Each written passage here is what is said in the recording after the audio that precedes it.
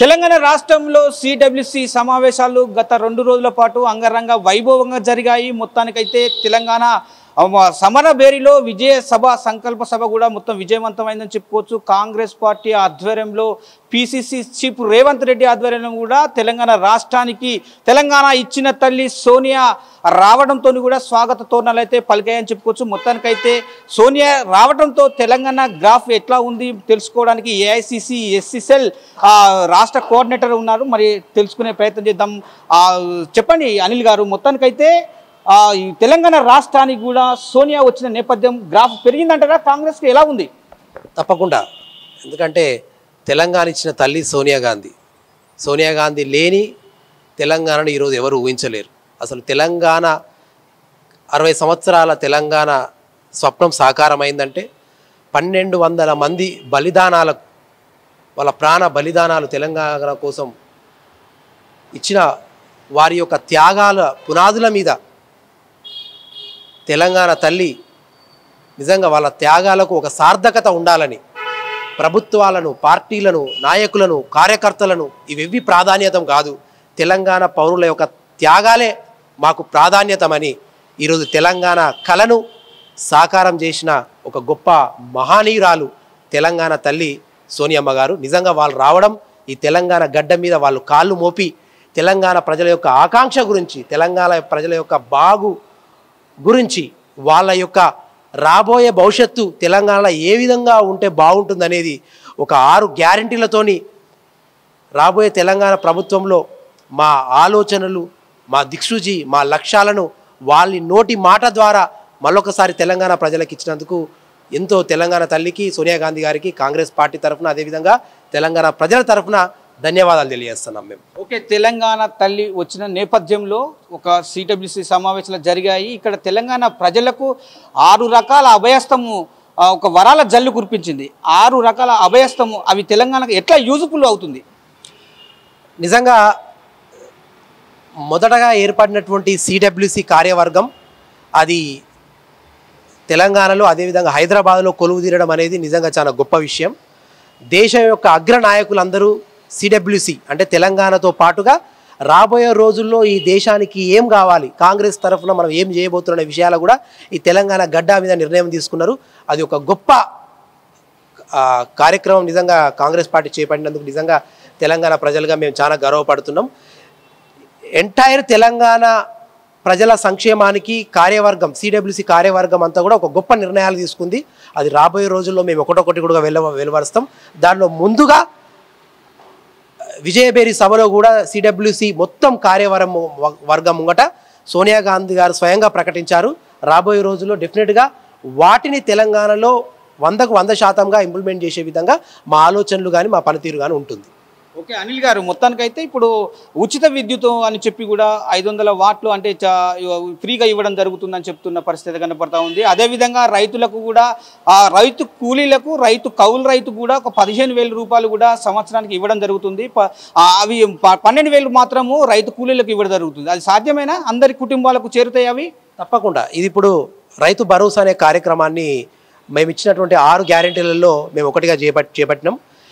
ఇప్పుడు వాళ్ళు ఇచ్చేటటువంటి రైతు బంధుకు మాకు ఇచ్చేటటువంటి రైతు భరోసాకు ఉన్న తేడా ఏంటంటే, రైతు బంధు అంటే కేవలం భూమి యొక్క యజమానులకు మాత్రమే.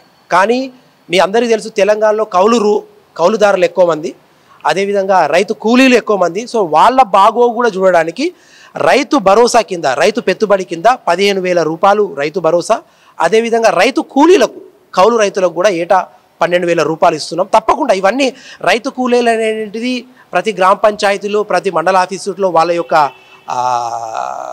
యొక్క నమోదు కార్యక్రమం ఉంటుంది. కాబట్టి వారికి కూడా, రైతు కూలీలకు కూడా, కౌలు రైతులకు కూడా ఈ రైతు భరోసా కింద తప్పకుండా వాళ్ళకు చేతోడు వాదోడుగా కాంగ్రెస్ పార్టీ నిలబడుతుంది.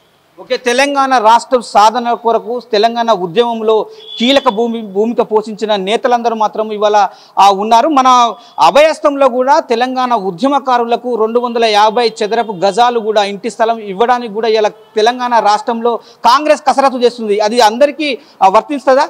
తప్పకుండా. ఇప్పుడు అసలు తెలంగాణ అంటేనే తెలంగాణ అమరవీరుల త్యాగాలతో ఏర్పడ్డ తెలంగాణ.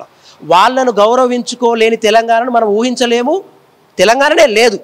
కాబట్టి తప్పకుండా వాళ్ళ త్యాగాల పునాదుల మీద ఏర్పడిన తెలంగాణలో ప్రాథమిక పౌరులు వాళ్ళే. ఈ దేశ ఈ రాష్ట్ర అభ్యున్నతిని ఈ రాష్ట్ర తెలంగాణ అవతరణను అసలు మొదటగా అనుభవించవలసిన హక్కు ఎవరికైనా ఉందంటే అది తెలంగాణ అమరవీరుల కుటుంబాలకే.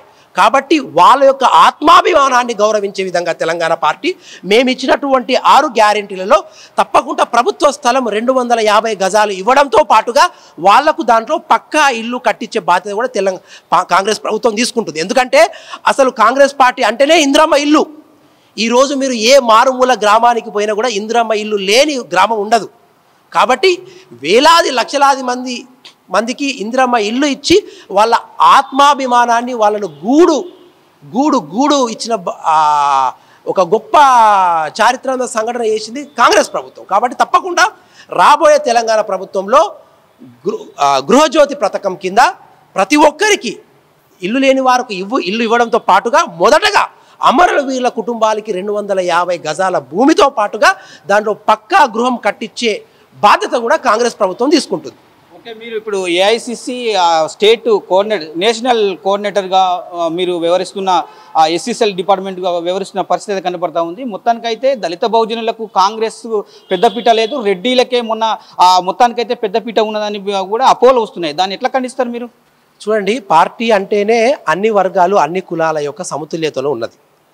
ఈరోజు సిఎల్పి రేవంత్ రెడ్డి గారు రెడ్డి సామాజిక వర్గంతో ఈ రాష్ట్రంలో ఎంత ప్రాధాన్యత ఉందో కాంగ్రెస్ పార్టీలో, అదేవిధంగా సిఎల్పి గారికి కూడా అంతే ప్రాధాన్యత ఉంది. సో అన్ని కులాల అన్ని మతాల లౌకిక వాదంతో ఏర్పడినటువంటి సెక్యులర్ పార్టీ కాంగ్రెస్ పార్టీ. మీకు ఒకటి చూపించాలంటే మీకు ఇది చూపిస్తా చూడండి. అభయాస్తం కింద మేము ఇచ్చే దాంట్లో కూడా ఇక్కడ పిసిసి ప్రెసిడెంట్ గారి సంతకం, అదేవిధంగా మా సిఎల్పి సంతకం గారు 2 సంతకాలు ఉన్నాయి. అంటే మేము యొక్క దళిత గిరిజన బహుజనులతో పాటుగా అదేవిధంగా అన్ని కులాలను కూడా సమతుల్యంగా చూస్తాం మేము. అట్లా ఇది ఒక కులానికి సంబంధించినటువంటి పార్టీ కాదు. అంటే కొన్ని మీకు లీడర్లలో ఏదో ఒక సామాజిక వర్గం పెద్ద కనిపిస్తున్నట్టు చూసేవారి కోణంలో ఉంటుంది తప్ప కానీ ఈరోజు నేను కాంగ్రెస్ పార్టీలో AICC national coordinator AC department ఉండే, అదేవిధంగా ఏఐసిసి నుంచి ట్రైనింగ్ కోఆర్డినేటర్ని ఏఐసిసి నుంచి, అదేవిధంగా ఈ రాష్ట్రంలో ఉన్నటువంటి ఎస్సీ ఎస్టీ నియోజకవర్గాలన్నింటినీ కూడా నేను ఎల్డిఎంఆర్స్ నుంచి స్టేట్ ఇన్ఛార్జ్ నేను. సో నేను ఒక దళితుని అయినప్పటికీ కూడా అదేవిధంగా మొన్న జరిగినటువంటి సిడబ్ల్యూసి సమావేశాల్లో ప్రతిష్టాత్మకంగా చేపట్టిన సిడబ్ల్యూసి సమావేశంలో ప్రోటోకాల్ కమిటీలో కీలక వ్యక్తిని నేను. ఈవెన్ సోనియా గాంధీ గారు కానీ, మల్లికార్జున్ గారు కానీ, రాహుల్ గాంధీ గారు కానీ, ప్రియాంక గాంధీ గారు కానీ, అదేవిధంగా అశోక్ గెహ్లాట్ గారు లాంటి ఎంతోమంది ముఖ్యమంత్రులకు స్వాగతం పలికిన కమిటీలో నేను మెయిన్ వ్యక్తిని. అట్లేం లేదు మా దాంట్లో, మేము చూసేవారి కోణంలో అది ఉంది తప్ప కానీ మా దగ్గర అన్ని కులాలు మతాలు ఎస్సీ ఎస్టీలు దళితులు బహుజనులు అందరికీ సమానమైన స్థానం ఉన్నది. అందరం కూడా సమిష్టి కృషితోనే మేము ముందరికి పోతాం. మేము చివరిగా చెప్పండి, ఇప్పుడు మొత్తానికైతే తెలంగాణలో ఈ సభ సక్సెస్ఫుల్ అయింది అని చెప్పుకోవచ్చు. మొత్తానికైతే కాంగ్రెస్ గ్రాఫ్ ఏ విధంగా ఉండబోతుంది? ఒకవేళ ఎలక్షన్లో ఎన్నికల సమయం కూడా దగ్గర పడుతుంది, ఎలక్షన్లో కూడా కాంగ్రెస్ గ్రాఫ్ ఇదే విధంగా కొనసాగుతుందా? తప్పకుండా ఈ 6 గ్యారెంటీలతోని మేము ప్రభుత్వంలోకి రావడం గ్యారెంటీ. తెలంగాణ ఇచ్చింది మేమే, రాబోయే తెలంగాణ ప్రజలకు ఏం చేయబోతుందని చెప్పబోయింది కూడా మేమే. ఇప్పుడు వాళ్ళు ఇచ్చినటువంటి ఎవరు టీఆర్ఎస్ బీఆర్ఎస్ పార్టీ ఇచ్చినటువంటి ఏ యొక్క వాళ్ళ వాగ్దానాలు ఏది అమలు జరగలేదు. మీరు వచ్చిందే దళితునికి ముఖ్యమంత్రి చేస్తాను, మీరు అక్కడనే ఫస్ట్ దెబ్బ కొట్టిల్లు. దళితులకు 3 ఎకరాల భూమి అనేది మోసం, అందరికీ పక్కా ఇల్లు డబుల్ బెడ్రూమ్ ప్రతి ఒక్కటి మోసమే. కానీ మేము ఏవైతే వాగ్దానాలు ఇచ్చినామో ఆ వాగ్దానాలన్నింటినీ నెరవేర్చబోతున్నాం. మేము ఇవ్వబోయే గ్యారెంటీలు ఏదో ప్రజలకు ఆశ చూపించి ఓట్లు వేసుకోవాల్సిన విధంగా కాదు. తెలంగాణ ఇచ్చిన వ్యక్తిగా, తెలంగాణ ఇచ్చినటువంటి పార్టీగా వాళ్ళ అభ్యున్నతికి అన్ని వర్గాల ప్రజల యొక్క అభ్యున్నతి కూడా పాటుపడే విధంగా ఈ యొక్క గ్యారెంటీలు ఉన్నాయి.